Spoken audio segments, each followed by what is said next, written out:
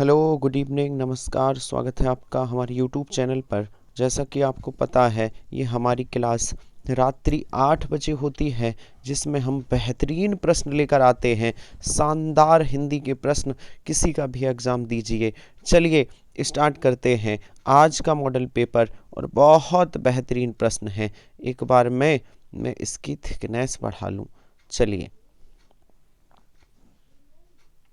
चलिए बताइए बताइए। पहला प्रश्न है, शानदार प्रश्न है, पढ़िए। मैं अपने आप वस्त्र साफ कर लेता हूँ, इस वाक्य में सर्वनाम कौन है? अच्छा, अंडरलाइन नहीं की, ऐसा पूछना चाहिए था। रेखांकित शब्द में कौन सा सर्वनाम है, ये बताइए। इसमें कौन सा सर्वनाम है, बताइए। वैसे तो सर्वनाम में भी है और ये भी है, लेकिन रेखांकित नहीं लिखा है यहाँ, तो आप हमने अंडरलाइन कर दी। अब बताइए, इसमें कौन सा सर्वनाम है? अपने आप में कौन सा सर्वनाम है? निजवाचक सर्वनाम है। ऑप्शन सी सही होगा। बहुत बढ़िया, शानदार। मैं 40 प्रश्न लेकर आया हूँ, सभी लोग जुड़ जाइए। चलिए अगले प्रश्न पर चलते हैं। हमारा अगला प्रश्न है, बताइए बताइए इनमें से किस कवि ने लक्षण ग्रंथ नहीं लिखा है? बताइए, किस कवि ने लक्षण ग्रंथ नहीं लिखा? सर, किसने नहीं लिखा? बिहारी जी ने नहीं लिखा। लक्षण ग्रंथ क्या होता है? कोई भी रचना जब की जाती है तो उसमें ये बताया जाता है कि ये काव्य है, ये महाकाव्य है। तो इसमें महाकाव्य की खूबियाँ क्या हैं, काव्य कैसे लिखा जाता है, महाकाव्य कैसे लिखा जाता है, ऐसी रचनाएं लक्षण ग्रंथ कहलाती हैं। लेकिन बिहारी जी ने लक्षण ग्रंथ नहीं लिखा। अच्छा, ठीक है, आंसर सही होगा, आंसर बी। अच्छा, बिहारी जी की कोई फेमस रचना कौन सी है? बिहारी जी ने सतसई लिखा है, सतसई। और ये सतसई रचना बिहारी जी ने ब्रज भाषा में लिखी है, ब्रज भाषा में। ऑप्शन बी सही होगा। बहुत बढ़िया। चलिए अगले प्रश्न पर चलते हैं। अगला प्रश्न बताइए बताइए निम्नलिखित में से कौन सा शब्द कृत्रिम का विलोम शब्द है? बताइए, कृत्रिम का विलोम शब्द कौन सा है? जल्दी से बताइए। कृत्रिम का मतलब क्या है? जो जो वस्तु मनुष्य ने बनाई हो, मनुष्य द्वारा बनाई गई वस्तुएं कृत्रिम कहलाती हैं। और मनुष्य द्वारा, तो इसका विलोम होगा प्रकृति, अर्थात जो ईश्वर ने बनाया है। कृत्रिम का विलोम प्रकृति होता है, प्राकृतिक। चलिए आगे बढ़ते हैं। अगला प्रश्न बताइए, शानदार प्रश्न है, बताइए तत्सम शब्द कौन सा नहीं है? तत्सम शब्द कौन सा नहीं है? बताइए, कौन सा शब्द तत्सम नहीं है? सर, पान शब्द तत्सम नहीं है। पान का तत्सम पर्ड होता है, पर्ड होता है। बाकी सभी तत्सम हैं। पान एक तद्भव शब्द है। Option D. चलिए अगले प्रश्न पर चलते हैं। बताइए बताइए अगला प्रश्न क्या है? श्री कामता प्रसाद गुरु के अनुसार विराम चिन्हों को किस भाषा से लिया हुआ माना जाता है? हिंदी में जो विराम चिन्ह होते हैं उनकी संख्या 20 है, और विराम चिन्हों को किसने हिंदी में लिखा है? कामता प्रसाद गुरु ने। जैसे ये कौमा है, जैसे ये पूर्ण विराम है, जैसे ये अल्प विराम है। तो ये जो विराम चिन्ह है, हिंदी लिखते समय जो रुकावट की स्थिति आती है उन्हें विराम चिन्ह से सूचित करते हैं। तो विराम चिन्ह अधिकतर किस भाषा से लिए गए? अंग्रेजी से। पूछा जाता है प्रश्न कि हिंदी में जो विराम चिन्ह है किस भाषा से आए हैं? अंग्रेजी से। लेकिन एक विराम चिन्ह जो हिंदी भाषा का ही है, जो अंग्रेजी से नहीं लिया, पूर्ण विराम। पूर्ण विराम ये हिंदी का ही विराम चिन्ह है, ये अंग्रेजी भाषा का नहीं है। बाकी सभी अंग्रेजी से लिए गए। चलिए अगला प्रश्न बताइए बताइए अगला प्रश्न, कौन सा शब्द दोनों वचनों में समान रहता है? बताइए, जो शब्द दोनों वचनों में, एक वचन और बहुवचन दोनों में समान हो। देखिए कथा एक वचन है, कथा का बहुवचन होता है कथाएं, तो ये तो दोनों वचनों में समान नहीं है, एक वचन में कथा, बहुवचन में कथाएं। चलिए ये भी गलत हो गया ऑप्शन। लता का होता है लताएं, ये भी दोनों वचनों में समान नहीं है, एक वचन में लता, बहुवचन में लताएं। कुटी का कुटियां होता है कुटियां, बहुवचन, ये भी दोनों वचनों में समान नहीं है। लेकिन सरसों का एक वचन और बहुवचन सरसों ही होता है। आंसर बी सही होगा, आंसर बी सही। चलिए बताइए शानदार प्रश्न, रसिक प्रिया किसकी प्रसिद्ध रचना है? बताइए रसिक प्रिया किसने लिखी है? केशव दास ने लिखी है, ऑप्शन सी सही होगा। चलिए बताइए, अलंकार से शानदार प्रश्न है, बहुत बेहतरीन। मौसम कौन कुटिल खल कामी, कौन सा अलंकार है? बताइए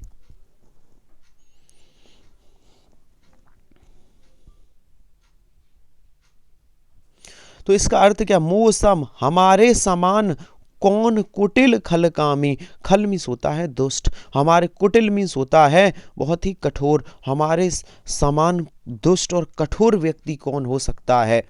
मतलब अपने ऊपर कवि ने बात लेकर किसी दूसरे से बात कही है, वक्रोक्ति अलंकार होगा, ऑप्शन सी वक्रोक्ति अलंकार। चलिए अगला प्रश्न बताइए, बघेली बोली का संबंध किस उपभाषा से है? बताइए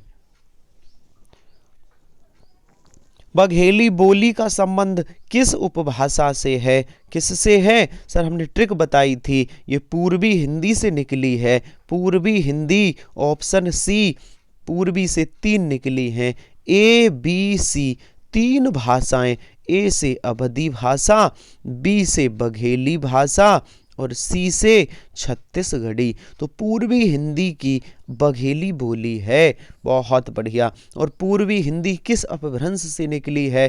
अर्धमागधी अपभ्रंश से। और पश्चिमी हिंदी सौरसेनी अपभ्रंश से। चलिए अगला प्रश्न बताइए, पता है तो बताइए, भारत संज्ञा कौन सा प्रकार है? कहने का मतलब है भारत में कौन सी संज्ञा है? बताइए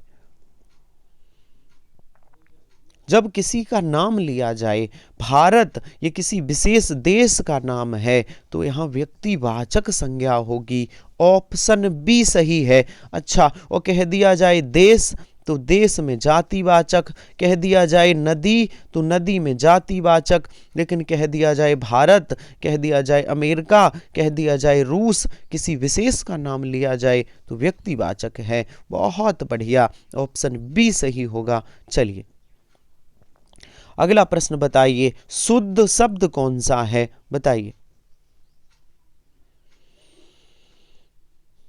कौन सा शुद्ध शब्द है? सर शुद्ध शब्द होता है ऑप्शन बी धन्यालोक। ध्वन्यालोक मतलब ध्वन प्लस आलोक, ध्वन प्लस आलोक होता है, इसका विच्छेद, और इसमें यड़ स्वर संधि है, और ये शुद्ध ऐसे लिखा जाता है, ऑप्शन बी की तरह।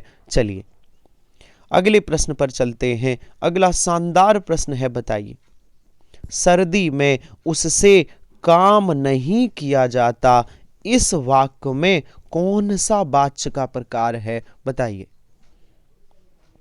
हमने आपसे कहा है जहां नहीं लगा हो वहां कौन सा वाच्य होता है? भाववाच्य। कौन सा? भाववाच्य। अच्छा, वाच्य के कितने भेद होते हैं? 3 भेद होते हैं। कौन कौन से? पहला होता है कर्तवाच्य, दूसरा होता है कर्मवाच्य और तीसरा होता है भाववाच्य। इसका आंसर होगा सी। चलिए अगले प्रश्न पर चलिए, बहुत बेहतरीन है, बताइए द्विज शब्द का कौन सा अर्थ नहीं है? बताइए द्विज का कौन सा अर्थ नहीं है? सर चंद्रमा को द्विज कहते हैं, है ना। चंद्रमा अमावस्या में अंधेरी रात और पूर्णिमा में उसका जन्म होता है, धीरे धीरे निकलना शुरू होता है है ना। तो अमावस्या और पूर्णिमा इसके दो जन्म माने जाते हैं। द्विज, पक्षी भी द्विज कहलाता है, दांत भी दो बार आते हैं। कपूर द्विज का पर्यायवाची नहीं है। ऑप्शन डी सही होगा। और चलिए अगले प्रश्न पर बताइए। बताइए भारत का प्रथम समाचार पत्र किस भाषा में प्रकाशित हुआ था। बहुत शानदार प्रश्न है, बहुत बढ़िया। भारत का जो प्रथम समाचार पत्र था वो किस भाषा में आया था। अंग्रेजी में आया था। अच्छा, हाँ, भारत का पहला, हिंदी का नहीं पूछ रहा, भारत का पहला अंग्रेजी में आया था 1780 में। एक ब्रिटेन के पत्रकार थे जेम्स अंगस्टन हिक्की। जेम्स हिक्की इनका शॉर्टकट में नाम है। जेम्स हिक्की ने अंग्रेजी में भारत में प्रकाशित पहला अखबार किया था 1780 में। ऑप्शन सही होगा, ऑप्शन सही होगा सी। उस अखबार का नाम क्या था? The Bengal gazette.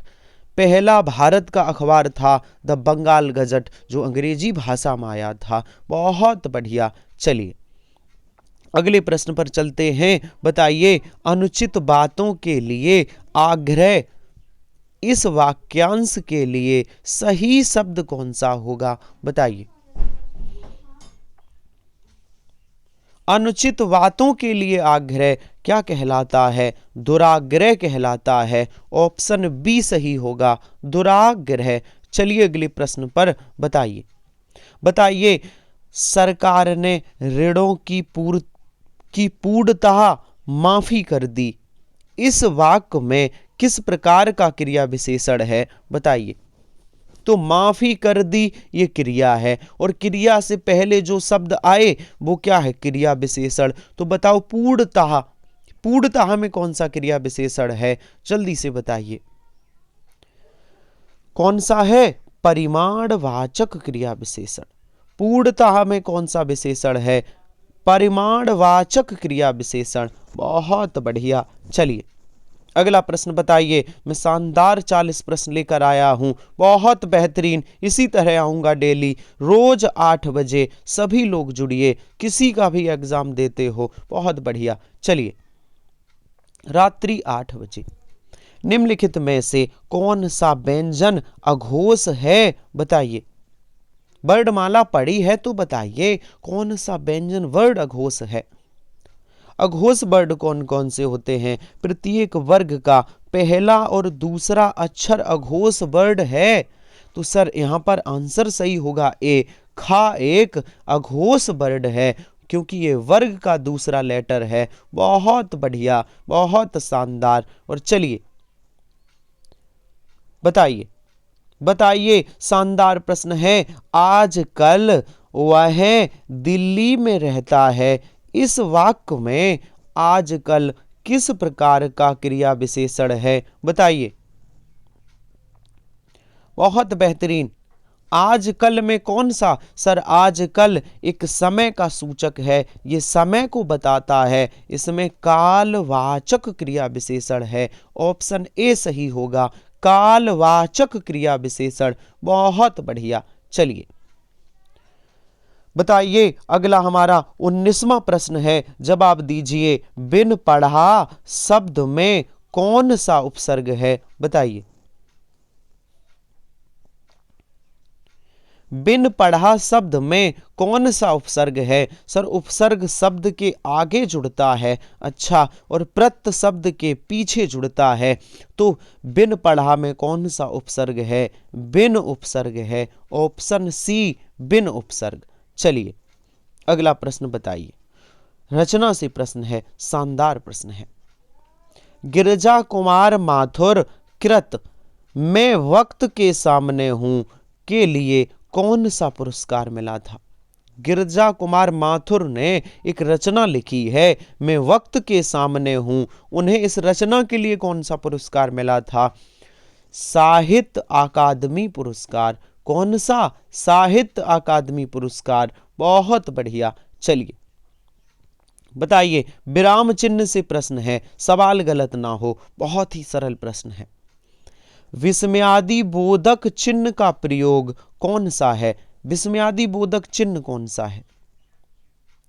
सर कौन सा है? विस्मयादि बोधक। ऑप्शन बी ये विस्मयादि बोधक है। अच्छा, ये डी वाला कौन है? इसे पूर्ण विराम कहते हैं। अच्छा, सी में कौन सा है? प्रश्नवाचक चिन्ह है। और डी में कौन सा है? डी में उपविराम चिन्ह है। बहुत बढ़िया। हिंदी में विराम चिन्हों की संख्या कितनी है? 20 है। विराम चिन्हों को लिखा किसने है? कामता प्रसाद गुरु ने।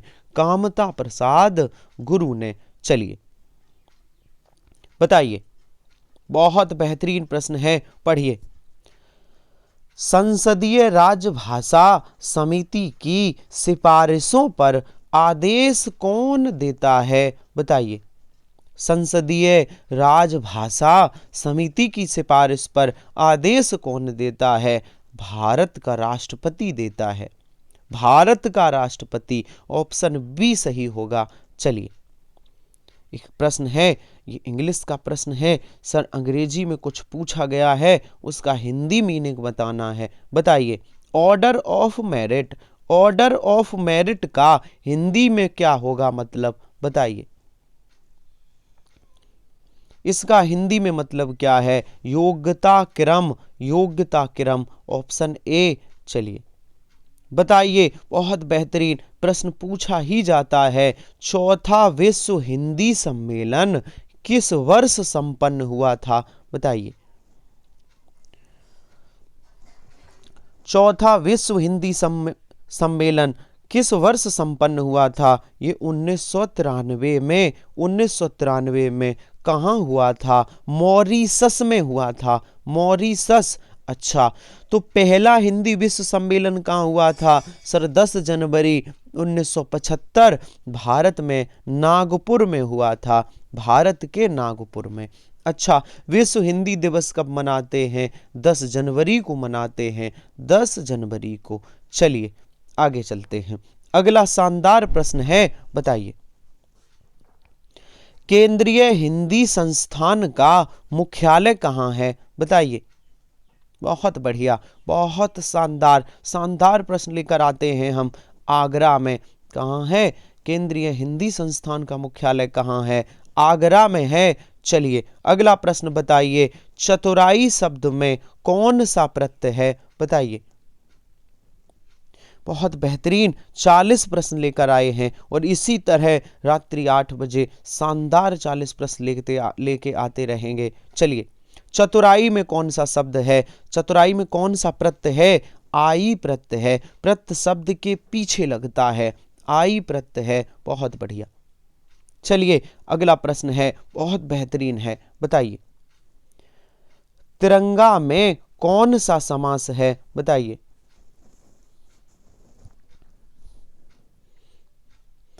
तिरंगा में कौन सा समास है? अगर होता तिरंगा झंडा तो बहुब्रीहि हो जाता। तिरंगा का मतलब है जिनमें 3 रंग हों, उस हर चीज को तिरंगा कह सकते हैं।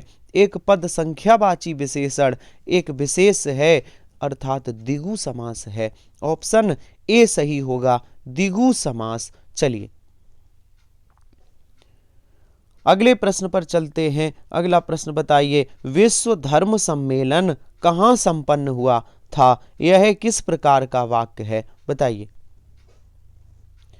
विश्व धर्म सम्मेलन कहाँ संपन्न हुआ था? यह सर कहाँ लगा है? ये प्रश्न सूचक शब्द है और जिन वाक्यों में प्रश्न सूचक शब्द आ जाएं वो वाक्य प्रश्नवाचक वाक्य हो जाते हैं। ऑप्शन बी सही है। चलिए बताइए। शानदार प्रश्न है। इनमें से कौन सा शब्द खग शब्द का अर्थ नहीं है? बताइए। खग का अर्थ नहीं है, जल्दी से। खग मीन्स द्विज भी होता है, खग मीन्स पक्षी भी होता है, खग मीन्स पखेरु भी होता है, मृदुल नहीं होता। मृदुल तो कोमल, मृदुल का अर्थ होता है कोमल। ऑप्शन सी सही होगा। चलिए अगले प्रश्न पर बताइए। बताइए, बहुत बढ़िया प्रश्न है। हे नारायण बचाओ इस वाक्य में कौन सा कारक है? बताइए। बहुत बढ़िया, बहुत शानदार। हे नारायण बचाओ, इस वाक्य में कौन सा कारक है? इसमें संबोधन कारक है। ऑप्शन सी सही होगा, संबोधन कारक। चलिए अगले प्रश्न पर बताइए, सही बरतनी वाला शब्द कौन सा है? बहुत बेहतरीन हम प्रश्न लेकर आते हैं, 40 शानदार प्रश्न।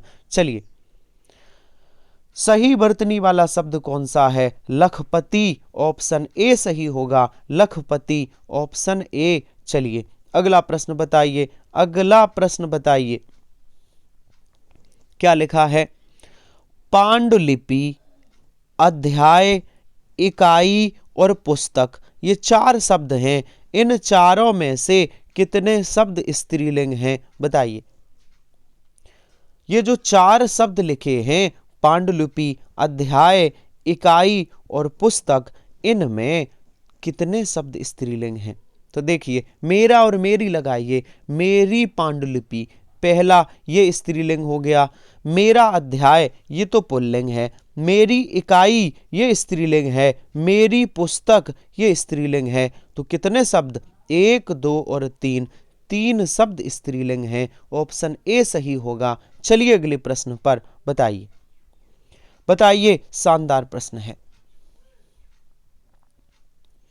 इनमें से किस शब्द में आ उपसर्ग नहीं लगा है? बहुत बढ़िया, बताइए। आ उपसर्ग किस में नहीं लगा? सर, अद्वितीय में भी आ है, अज्ञान में भी आ है, अयोगात्मक, लेकिन अक्लमंदी में आ उपसर्ग नहीं है। ऑप्शन डी सही होगा। और चलिए अगले प्रश्न पर बताइए, बहुत बेहतरीन है, रस से प्रश्न है। बताइए, आलंबन तथा उद्दीपन के द्वारा आश्रय के हृदय में स्थायी भाव जागृत या उद्दीपित होने पर आश्रय में जो चेष्टाएं होती हैं, उन्हें क्या कहते हैं? उन्हें क्या कहते हैं? उन्हें क्या कहते हैं? अनुभव कहते हैं। अनुभव मिलता है ना, बाद में क्या मिलता है? अनुभव मिलता है, उसे क्या कहेंगे? अनुभव। ऑप्शन ए सही है। चलिए, चलिए बताइए, मुझे छोटी बच्ची के लिए कुछ नए कपड़े खरीदने हैं। वाक्य में कितने विशेषण शब्द हैं? पहचानिए। ये जो वाक्य दिया गया है, इसमें कितने शब्द विशेषण हैं? बताइए। बहुत बढ़िया, बहुत शानदार। देखिए, एक तो विशेषण है छोटी, छोटी बच्ची, ये विशेषण है, ठीक है। एक विशेषण है कुछ, ये संख्यावाचक विशेषण है। और एक नए, ये गुणवाचक। 3 विशेषण हैं, 1, 2 और 3, 3 विशेषण हैं। ऑप्शन ए सही है। चलिए अगले प्रश्न पर, चलिए अगला प्रश्न बताइए, वार्षिकी के प्रकाशक कौन है? वार्षिकी एक पत्रिका है, जो कौन जारी करता है, यह आपको बताना है। वार्षिकी पत्रिका कौन जारी करता है? केंद्रीय हिंदी निदेशालय। ऑप्शन बी, केंद्रीय हिंदी निदेशालय, ऑप्शन बी। और चलिए, बहुत शानदार मुहावरा है, बताइए, गलत ना हो, बताइए। मक्खी पर मक्खी मारना, मुहावरे का अर्थ क्या है? बताइए।